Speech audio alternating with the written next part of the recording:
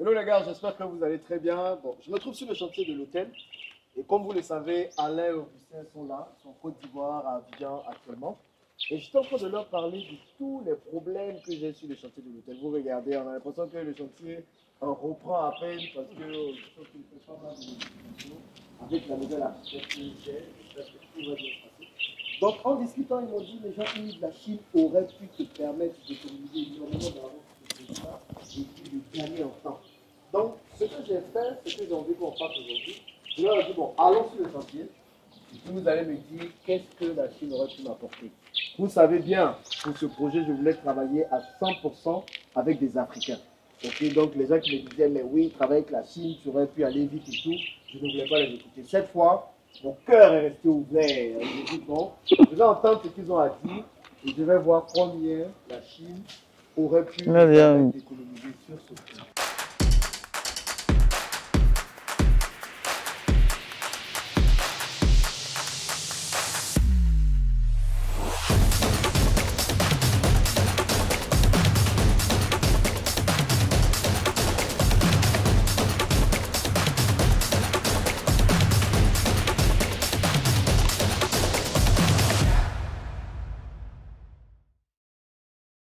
Donc, alors Augustin, ils sont déjà prêts. Ils sont déjà prêts là. Salut les amis. Oh yeah, on est là. Vous allez être bien habillés comme ça. On est déjà prêts. Alors on se concentre sur vous. Exactement. Je vais vous faire une petite visite du chantier. Ouais. Vous allez me dire vraiment en quoi est-ce que la Chine est très importante, surtout pour la construction en Afrique. Exactement. Et les gars, vous le savez très bien, on a parlé de Chine pendant les derniers jours. Je pense que là, vous n'en pouvez plus de la Chine.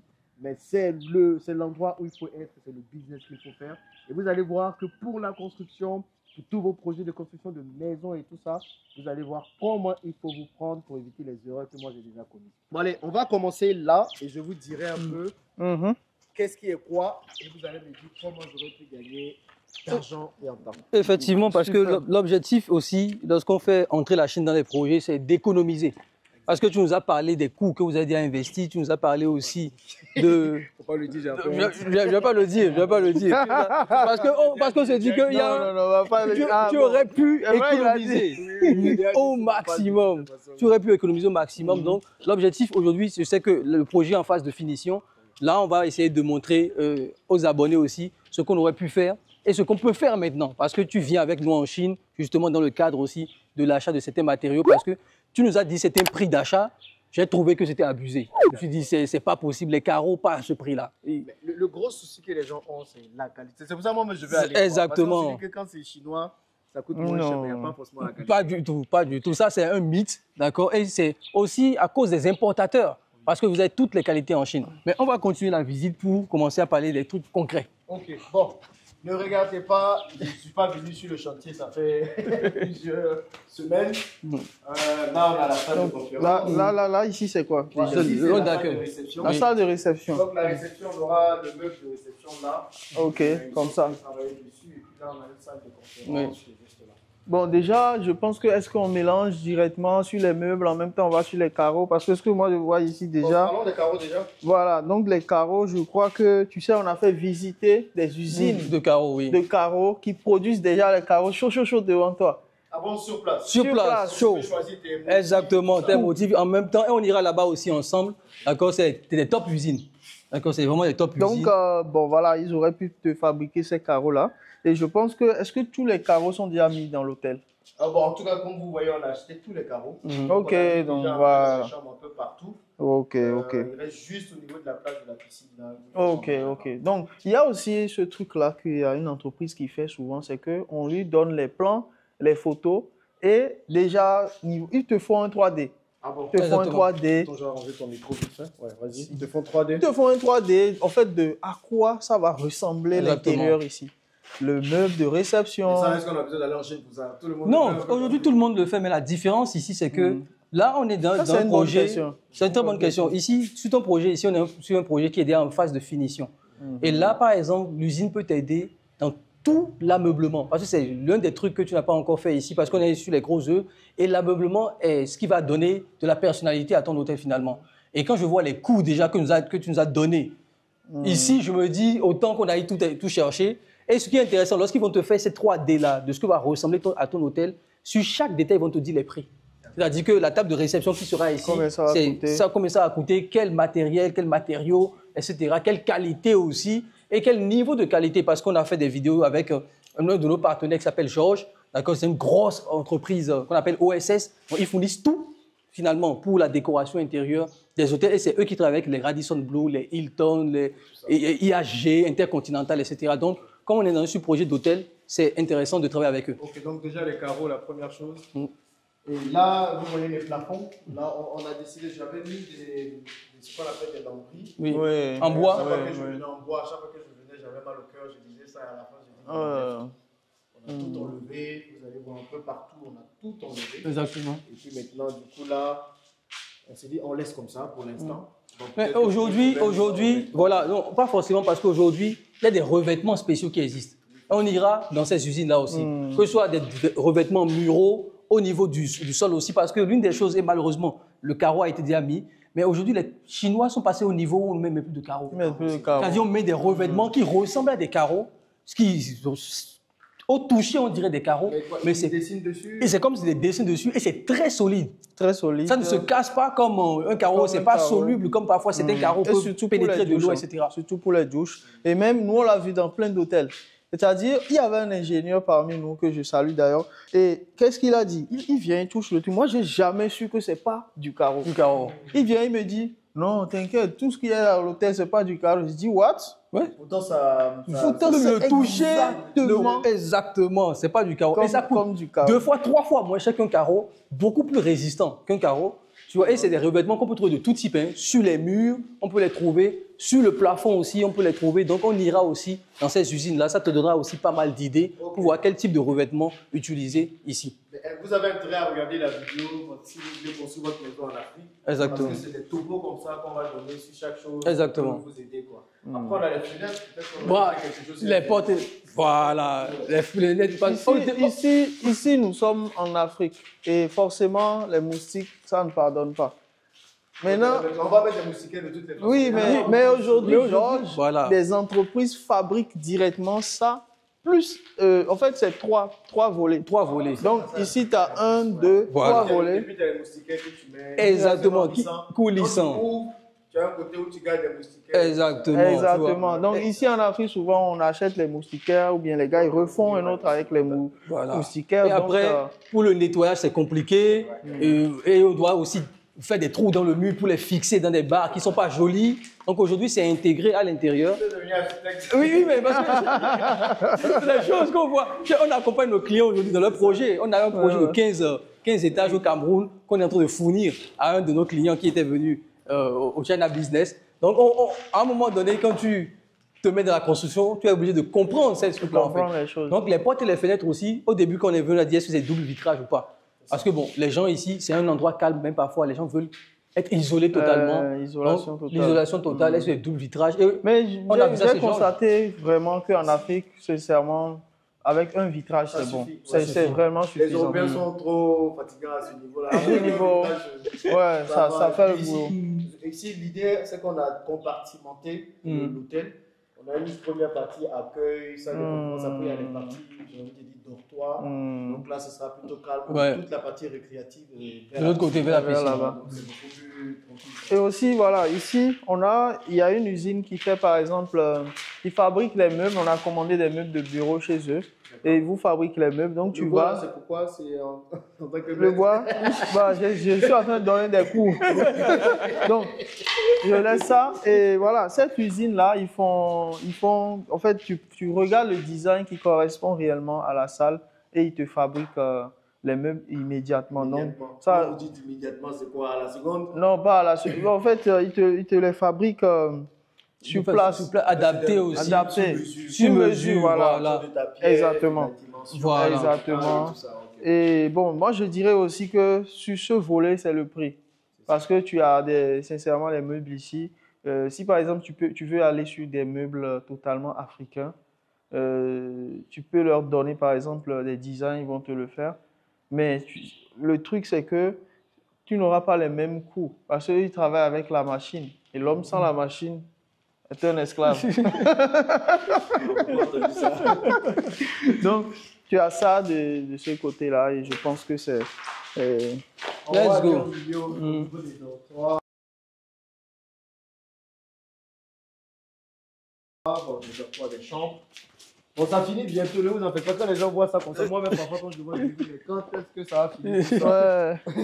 Mais je crois que vous avez déjà fait une On a fait le grosse gros. partie. Le gros, oui. Parce que.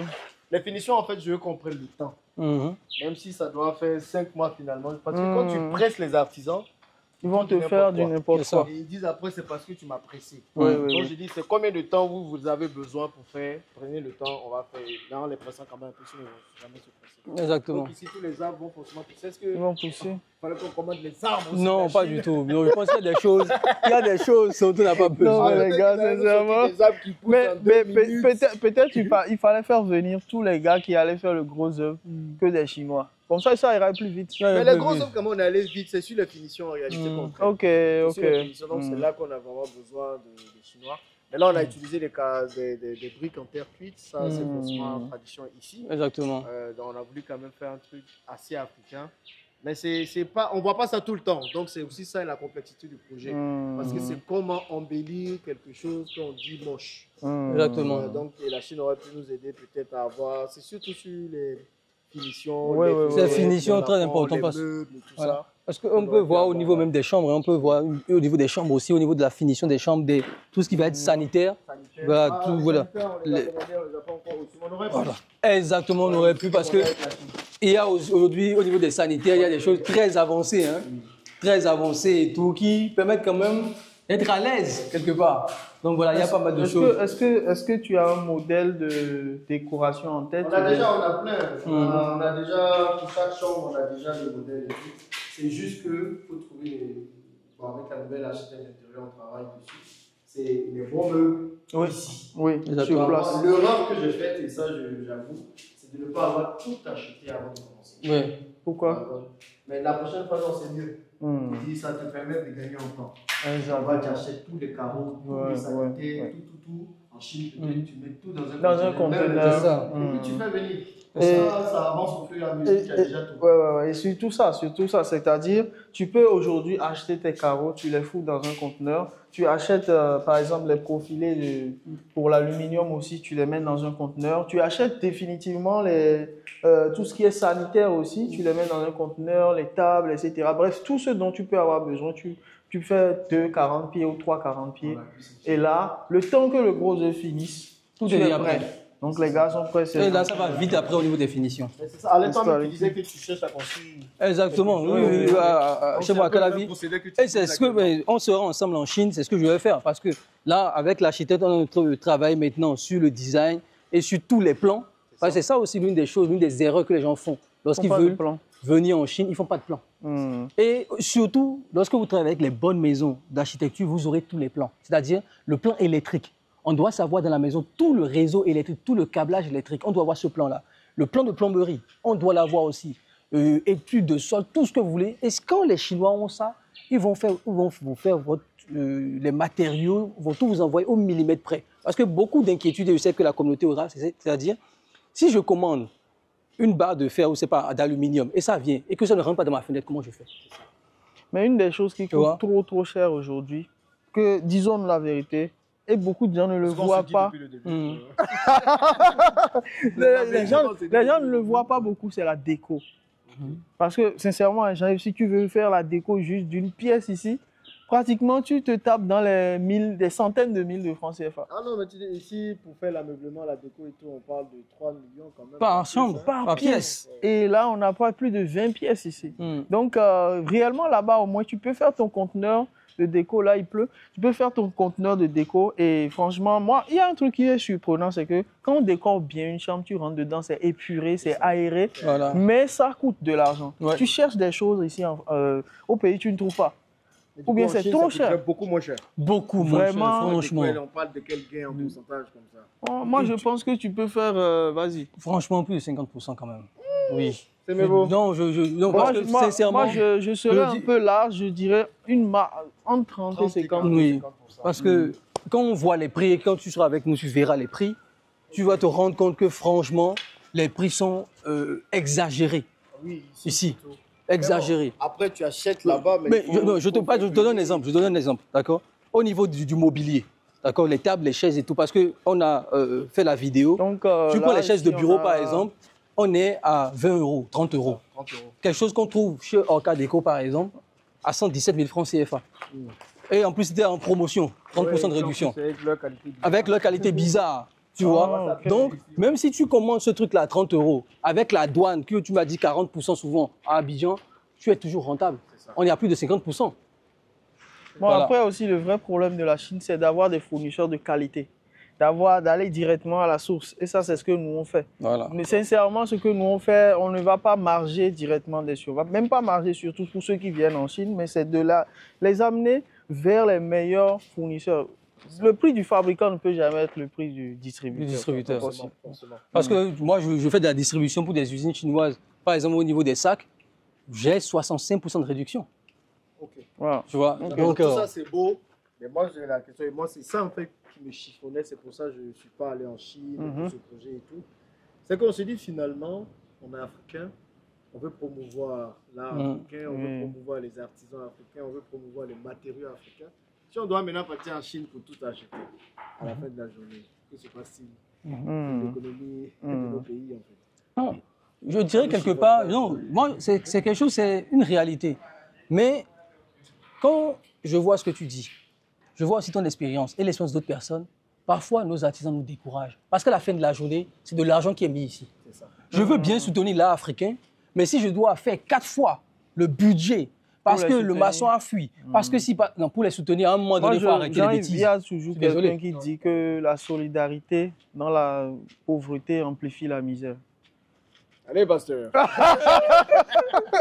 Donc, la solidarité dans la pauvreté, ça amplifie la misère. Ça, c'est un économiste qui l'a dit, c'est pas moi, mais c'est juste pour vous dire quoi. C'est que on veut être solidaire, mais il ne faudrait pas que la personne te tire aussi derrière, parce que finalement, toi aussi, ta misère sera rajoutée. Exactement. Donc, tu as fait énormément de choses. Moi, je fais aussi beaucoup de choses avec beaucoup d'Africains, mais arrivé à un moment, il faut qu'on dise la vérité à nos frères. Voyager aussi, venez avec nous aussi, pour aller voir au moins. Voir autre chose. Parce qu'il y a plein d'artisans qui peuvent voyager, aller voir. Le vrai problème, tout à l'heure on le disait, le vrai problème des artisans, c'est qu'ils ne voyagent pas. Et aujourd'hui, voyager ne veut pas dire prendre le billet d'avion. Vous avez Internet. Vous avez dit, aujourd'hui, je vois, heureusement d'ailleurs, beaucoup d'artisans aujourd'hui sur TikTok qui font la promotion de leur table, de leur chaise, de leur mobilier, etc. Et qui font des choses de très bonne qualité, qui n'ont rien à envier même aux Chinois ou aux Libanais, etc. Donc il y a des choses qui se font. Et nous, on travaille avec ceux-là. Parce qu'il y a des choses qu'on peut importer parce qu'on ne les a pas du tout. Mais si tu es dans un projet de décoration d'hôtel, tu te dis, je veux quand même que mon hôtel soit un peu africanisé, etc.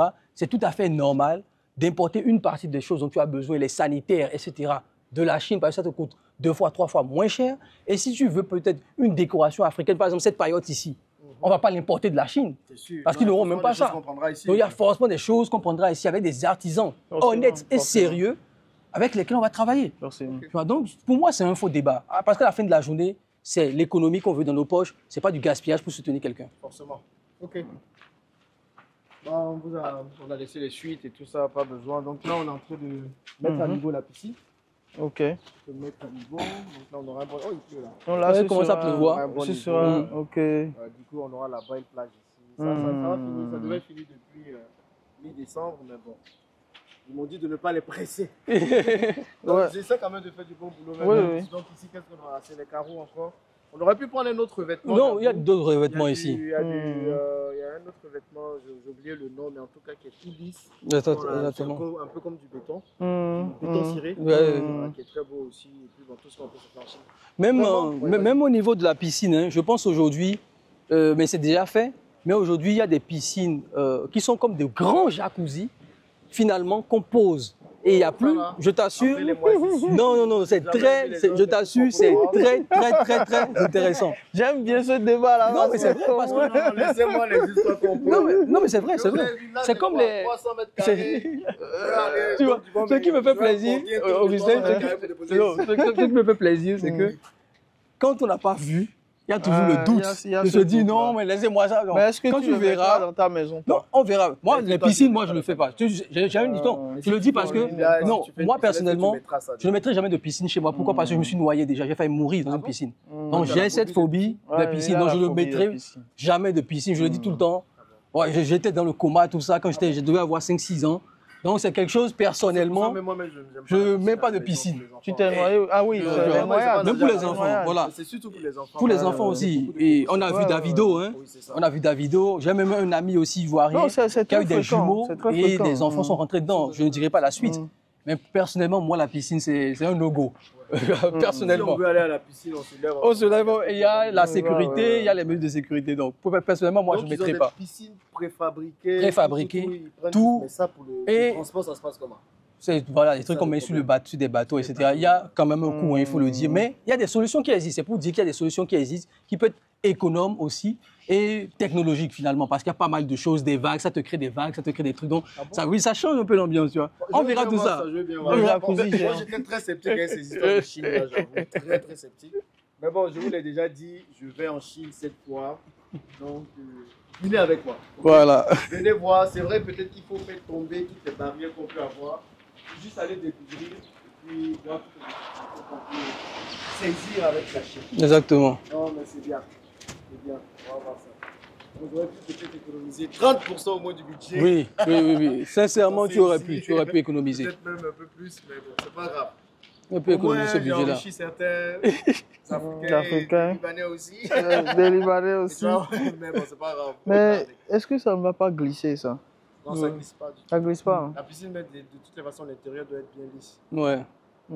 Forcément. Voilà, c'est le bord, tu vois. Si forcément. tu vois le carreau de la plage, là, ah oui, c'est vrai. Ouais.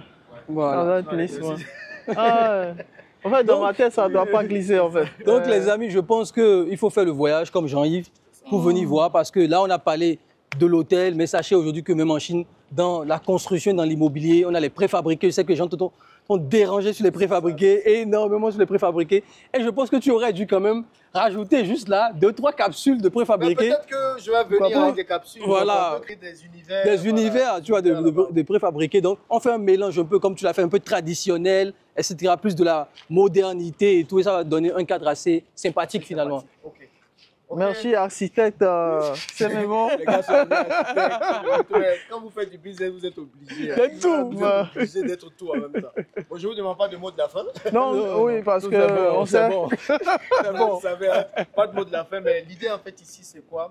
C'est que ceux qui sont comme moi, qui n'ont jamais voulu faire de business avec la Chine, qui se sont dit non, on veut tout qui est africain et tout ça, à la fin de la journée, vous avez besoin de réduire beaucoup. Moi, j'avoue que si j'étais parti en Chine, j'ai pris le temps de poser sur qu'est-ce que la Chine aurait pu apporter dans ce projet, peut-être que j'aurais fait énormément d'économies, c'est même pas. Donc, je vais faire partie du prochain CBT China Business Trip avec Alain et Augustin. Donc, je vais voir beaucoup de choses. Là, on a parlé de l'hôtel, on va voir pour le parc, on va voir pour tous les autres business dans lesquels je suis. Et vous allez voir comment la Chine peut vous aider à optimiser vos coûts dans un début. Et puis après, vous pouvez avoir toutes vos idéologies qui ne vont pas changer. Hein. On va voir comment on travaille avec les Africains qui veulent vraiment travailler. Parce qu'à la fin de la journée, même les Africains qui sont très performants, très pertinents, quand on travaille avec eux, ça coûte cher, mais au moins ils font du bon boulot. Donc la Chine peut totalement vous aider dans la construction de vos maisons, dans la construction de tous vos projets immobiliers. Moi, j'ai plusieurs autres projets qui arrivent derrière, construction de maisons, d'appartements, promotion immobilière. Donc forcément, c'est un créneau que je dois avoir. Bon, on vous attend. Regardez dans la description de la vidéo. Rejoignez-nous et vous allez forcément faire du business de tonnerre, les gars. Pas les petits business là. C'est maintenant que le business commence. Le hôtel va finir très vite et vous allez pouvoir venir ici. Enfin. Merci d'avoir suivi cette vidéo. Et on se dit à bientôt dans la prochaine vidéo.